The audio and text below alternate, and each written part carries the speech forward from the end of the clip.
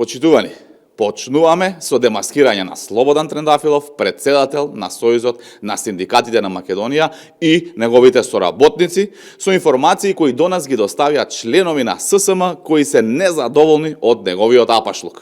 Работниците се револтирани затоа што додека ги манипулира Слободан Трендафилов, тој и луѓето околу него имаат месечни примања од над двојно и тројно поголеми од една минимална плата. Дали синдикалецот на батерии на СДС и Левица, Слободан Трендафилов, со 75.000 денари месечно во джеб ги манипулира работниците за минималец? Според информациите кои стигнаа до нас, само во текот на 2024 година и првите 2 месеци од 2025 година, Слободан Трендафилов покрај платата од 75.000 денари имал и примања по други основи, со што вкупната сума која ја земал во овој период е 1.688.000 денари по основ на плата и договори. Ова е првиот синдикалец Трендафилов, кој според овие информации за 4 години прави 100.000 евра со амин на СДС, кои го поставија на таа позиција за да ги манипулира работниците. И следен пат, кога ќе се обиде да ги манипулира работниците, треба да знае дека е демаскиран, лично од нив. Во следните денови ќе бидат демаскирани сите негови соработници. Работниците ќе видат кој ги манипулира и лаже за минималец. До нас пристигна и едно прашање. Денеска Венко Филипче обвини дека ВМРО-ДПМН се мешало во правосудството. Ваш коментар. Вака. Филипче и СДС се во паника. Правда е само кога нив им одговара. Изјавата на Филипче ја гледаме како дел од неговиот обид да биде присутен во јавноста, макар и да каже нешто кое не е најлогично или лицемерно и провидно.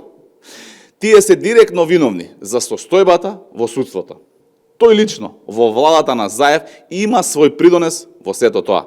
Сите негови сегашни соработници има директен придонес во тоа. СДС и нивниот портпарол на пропаднатите политики, Венко Филипче, повторно се обидуваат да ја замајуваат јавноста и да ја бранат партизијаноста на судството, за кое сами се погрижија да биде нивен заштитен беден. Кога Филипче вели дека ниедна влада не направила доволно за вистински реформи, тоа е обид за ефтин релативизам. Разликата е што СДСМ не само што не направи реформи, туку активно ја уништуваше правдата, поставувајќи своји суди, обвинители и партиски контролирани институции. Дали се сеќаваат на политичките монтирани процеси во време на нивното владење?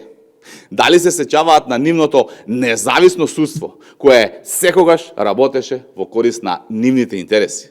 Сега, кога ВМРО-ДПМН и граѓаните бараат вистинска правда, Филипче и СДС панично тврдат дека протестите против корумпираниот судски систем биле удар врз демократијата. Зошто? Затоа што конечно им се руши мрежата на заштитени суди и обвинители. Дали за нив демократија е кога истите тие суди ги затвораа нивните политички противници, но не е демократија кога јавноста бара одговорност од нивните луѓе. Филипче зборува за национален консензус за реформи, но вистината е дека СДС го имаше целиот систем под своја контрола и не направи ништо. Наместо тоа ги штитеа корумпираните практики на сопствените функционери, додека граѓаните гледаа како владењето на правото се распаѓа. Што направија тие за да ја вратат довербата во судството? Додека граѓаните бараат одговорност, тие повторно одбираат да ги одбранат своите криминални структури со истите лаги и обиди за манипулација. Граѓаните нема да настатат на уште едно преправање на СДС. Македонија не може да има национален консензус околу заштитата на криминалот. Време е за вистински промени, а тоа значи крај за сите оние кои што го држеа правосудниот систем како заложник на сопствените интереси.